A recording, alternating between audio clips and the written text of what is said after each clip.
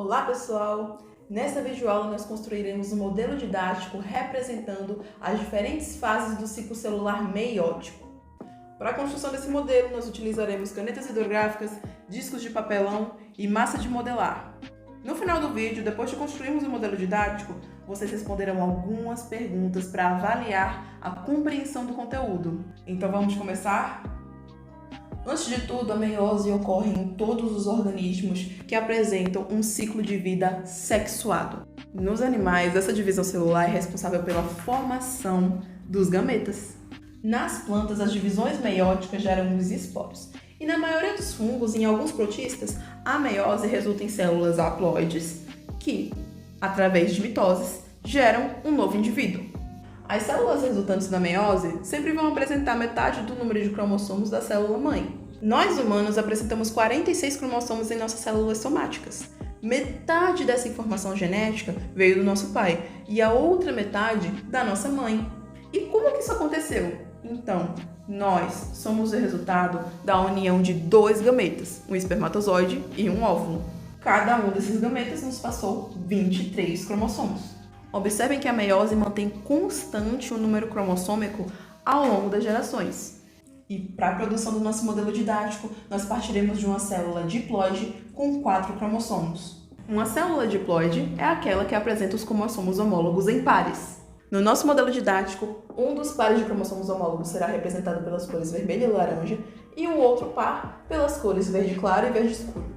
Os cromossomos homólogos se caracterizam por apresentar o mesmo tamanho, a mesma posição de centrômero e genes lado a lado, codificando as mesmas características. Ou seja, se em uma determinada posição de um cromossomo tem informação de como será o formato da minha unha, na mesma posição do cromossomo homólogo correspondente a esse cromossomo, eu vou ter informação de como vai ser a forma da minha unha também. Quando a informação para um determinado gene é idêntica nos dois cromossomos homólogos, nós temos um indivíduo homozigoto para esse gene. Já quando um gene apresenta informações diferentes no par de cromossomos homólogos, nós temos um indivíduo heterozigoto. Assim como ocorre com a mitose, antes da célula entrar em meiose ocorre a fase da intérfase, que é subdividida nas fases G1, S e G2. Na fase G1, os cromossomos estão descondensados, há uma intensa produção de proteínas e cada cromossomo apresenta apenas uma cromátide, ou seja, uma única molécula de DNA. Agora pausem o vídeo e montem a célula na fase G1 da mesma forma que eu montei aqui. Após a fase G1, a célula entra na fase S da intérfase, e é nessa fase que ocorre a duplicação do DNA. Vocês estão lembrados que cada um dos 4 cromossomos na fase G1 possui apenas uma molécula de DNA? Pois bem, é na fase S da intérfase que cada uma dessas moléculas de DNA é duplicada, ou seja, cada cromossomo ganha uma cromátide irmã. Vejam que a duplicação do DNA não muda o número de cromossomos da célula, mas sim muda o número de cromátides. Depois da fase S, a célula entra na fase G2, na qual ocorrem alguns eventos bioquímicos que preparam a célula para a meiose. Algumas proteínas revisam se o DNA foi completamente duplicado e se ele não está danificado. Caso esteja tudo bem, o ciclo celular pode avançar. E agora pausem o vídeo novamente e façam o mesmo que eu fiz aqui. Depois da intérfase, a célula entra na meiose. Ao contrário da mitose, durante a meiose há 2 divisões do material genético, uma durante a fase da meiose 1 e a outra durante a meiose 2. A meiose 1 inicia com a fase de prófase 1, subdividida em 5 subfases: leptóteno, zigóteno, paquíteno, diplóteno e diacinese. No leptóteno temos a condensação do material genético, tornando os cromossomos mais visíveis. Já no zigóteno temos o pareamento dos cromossomos homólogos. Agora pausem o vídeo e representem o zigóteno assim como eu fiz. Ainda na prófase 1, o paquíteno é o estágio em que acontece o crossing over, no qual ocorre a troca de material genético entre os cromossomos homólogos. O crossing over é um dos responsáveis pela variabilidade genética dos seres de ciclo de vida sexuado. Agora peço para que vocês pausem o vídeo para representar esse momento tão importante da meiose.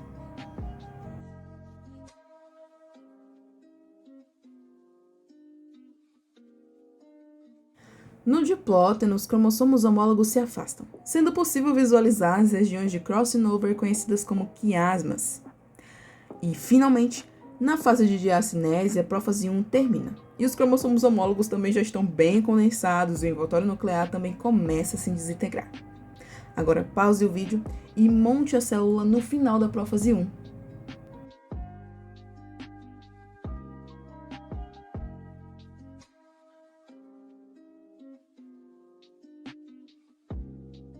Passando para a metáfase 1, temos o alinhamento dos cromossomos no plano equatorial da célula, juntamente com as fibras do fuso se ligando às proteínas do cinetócoro, que estão associadas à região centroamérica dos cromossomos.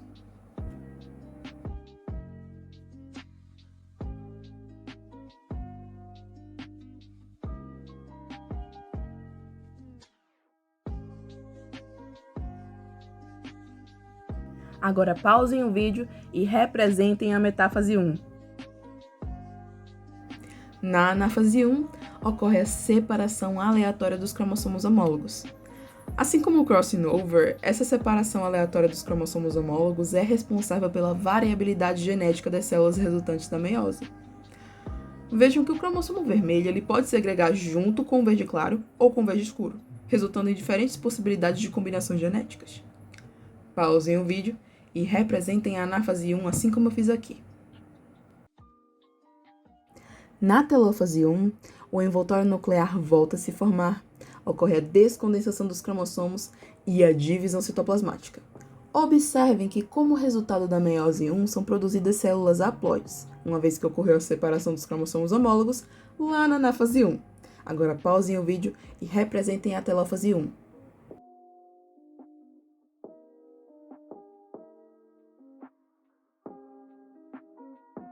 Após a telófase 1, o ciclo celular avança para a meiose 2. E chegamos ao momento da prófase 2, no qual os cromossomos voltam a se condensar e o envoltório nuclear desaparece.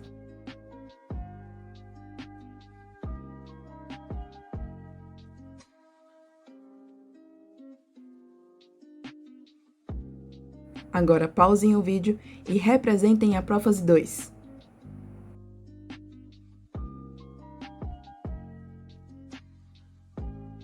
Seguindo o ciclo celular, chegamos na metáfase 2, na qual os cromossomos já estão alinhados no plano equatorial da célula e o fuso acromático já está preparado para que uma nova separação do material genético aconteça. E agora peço para que vocês pausem o vídeo e representem a metáfase 2.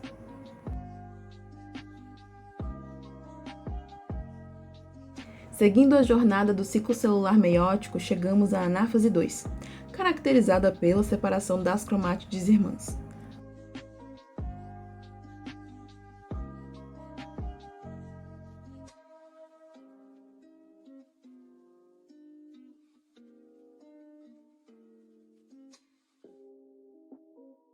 Agora pausem o vídeo para representar esse momento.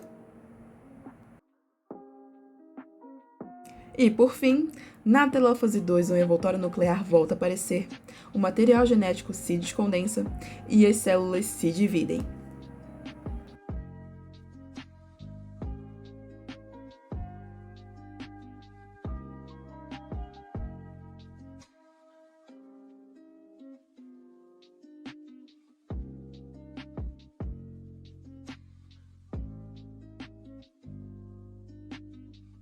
Vejam que a meiose resultou em 4 células haploides com metade do número de cromossomos da célula-mãe e com um material genético diferente entre si. E como eu falei no início do vídeo, agora vocês vão responder algumas perguntas sobre o ciclo celular meiótico. Para cada pergunta, vocês terão 2 opções de resposta e 30 segundos para responder. Vamos lá? Primeira pergunta: qual a finalidade da meiose em humanos?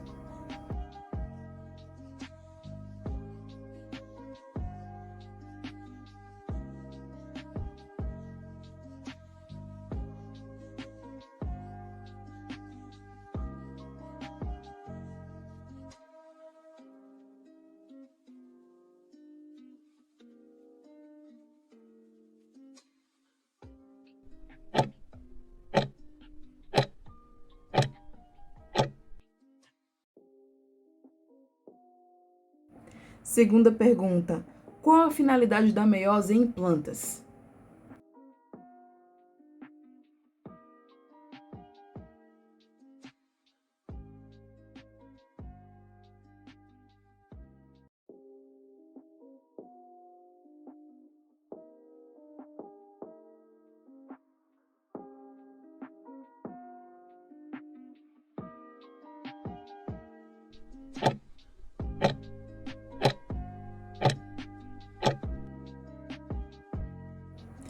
Terceira pergunta: o que é crossing over?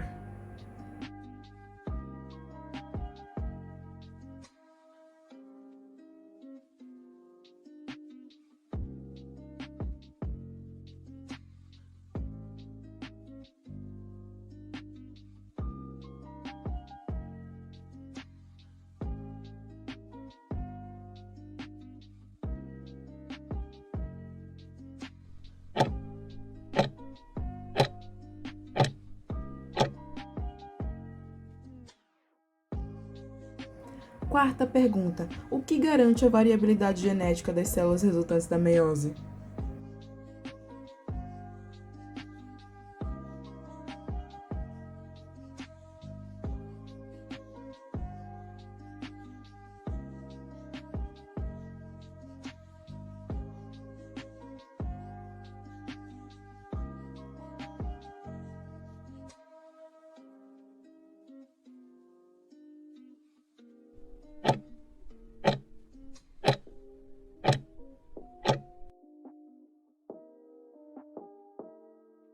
Quinta pergunta: o que ocorre na anáfase 1 da meiose?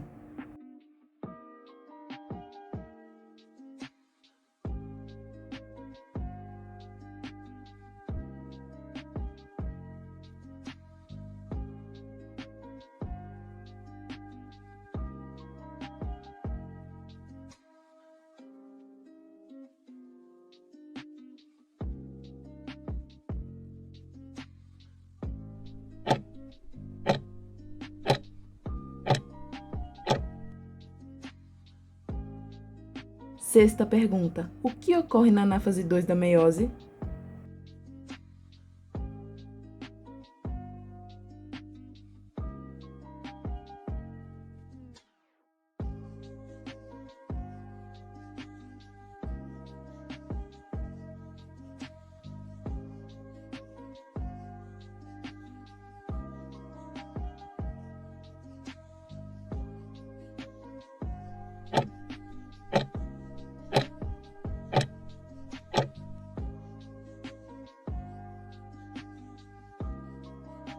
Sétima pergunta: quantas células serão formadas no final da meiose 2 a partir de uma célula inicial diploide?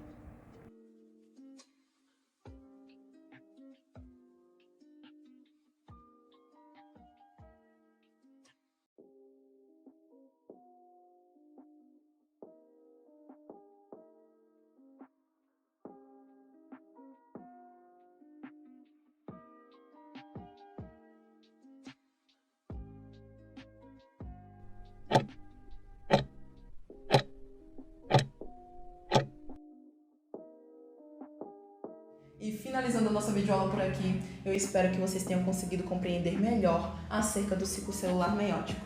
E é isso. Até mais!